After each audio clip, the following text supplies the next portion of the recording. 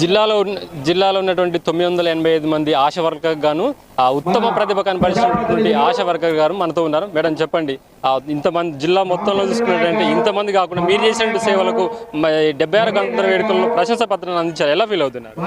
చాలా సంతోషంగా ఫీల్ అవుతున్నానండి. ఎందుకంటే అందరూ కష్టపడి పని చేస్తారు, కానీ ఆ కష్టాన్ని గుర్తించడం అనేది చాలా ప్రాముఖ్యమైన విషయము. ఇట్లాంటి ప్రశంసా పత్రాలు అందుకుంటా ఉంటే ఇంకా కష్టపడి పనిచేయాలని మాకు కోరిక కలుగుతుంది. ఎంసీహెచ్ సేవలు, ఎన్సీడీ సేవలు, ఇంకా ఫీల్డ్ మీద మేము ప్రజలకు అవగాహన కల్పించడం ఇలాంటివి చేస్తూ ఉంటాము. ఇలా గుర్తించడం అనేది ఇంకా చాలా సంతోషంగా ఉంది. ముఖ్యంగా మా మేడం గారు మాకు చాలా హెల్ప్ఫుల్గా ఉండి మమ్మల్ని ప్రోత్సహిస్తూ ఉంటారు. అందుని బట్టి మాకు చాలా సంతోషంగా ఉంది. మొత్తం ఎన్ని సేవా కార్యక్రమాల్లో పాల్గొన్నారు? రోజువారీ చేసేటువంటి ఆశా వర్కర్లో ఏ సేవా కార్యక్రమాలు మీకు పాయింట్స్ చూసేసి ఎలాంటి పాయింట్స్ చూసి గుర్తించారంటారు? ఎన్ని పాయింట్స్?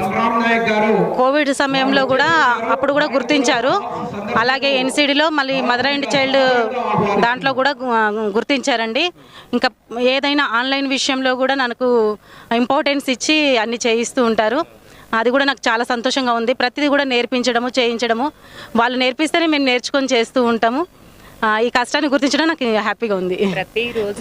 మేడం మీరు చెప్పండి, ఇంతమందిలో